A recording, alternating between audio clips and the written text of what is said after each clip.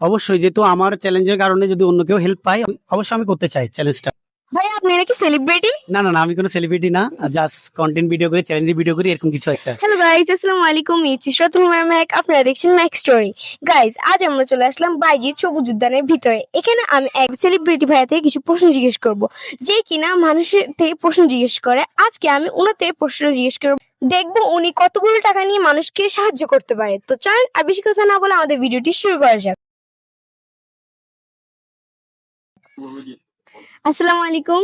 জি, ওয়ালাইকুম আসসালাম। আপু ভালো আছেন? জি আলহামদুলিল্লাহ, ভালো আছি। আপনি? আলহামদুলিল্লাহ ভালো আছি।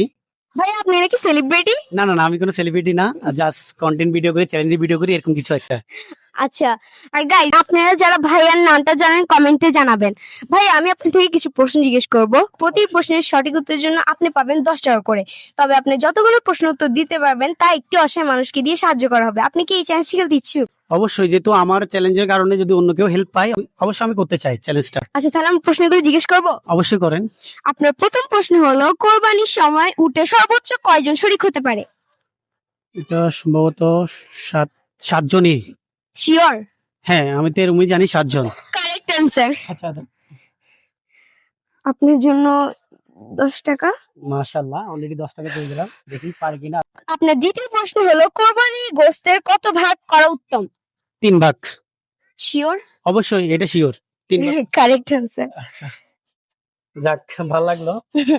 আপনার তৃতীয় প্রশ্ন হলো, কোরবানির আগে কত তারিখ হাতে নখ চুল কাটা উত্তম? কুরবানির কতদিন আগে হাতে নখ চুল কাটা উত্তম? আমি তো জানি 10 দিন আগ থেকে, মানে কিছু করায় উত্তম, এরকম কিছু একটা শুনছি। 100% শিওর? শিওর, হ্যাঁ নিয়ে অবশ্যই। নিব? নিয়ে নেন। Correct answer. আচ্ছা, আপনার চতুর্থ প্রশ্ন হলো, কোরবানির শব্দের অর্থ কি? কোরবানির শব্দের অর্থ জি। আহ, ইয়ে টাইপের, মানে জাকাত না কি জানি না। না। দাঁড়ান, আমি চিন্তা করি। এটা আমি জানি কিন্তু আমার মনে আসতেছে না।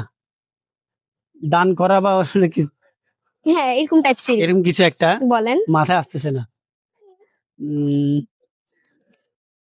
কোরবানি শব্দ অর্থ পারবেন না? এক করা। জি। আচ্ছা, এটা আমি মনে আসতেছে না, কিন্তু আমি এটা জানি, কিন্তু এখন মাথায় আসতেছে না। আচ্ছা, Guess করে বুঝছি। একটা দেন। আরেকটা দেওয়া যাবে না, একটাই? একটা। আচ্ছা, আমার এটা মাথায় আসতেছে না, কিন্তু এটা আমি জানি, জি। মাথায় এখন আসতেছে না, তো একটু স্কিপ মারে দিলে ভালো হয় আর কি, স্কিপ করে আচ্ছা, দিই। এরকমই হয় আমাদের সাথে।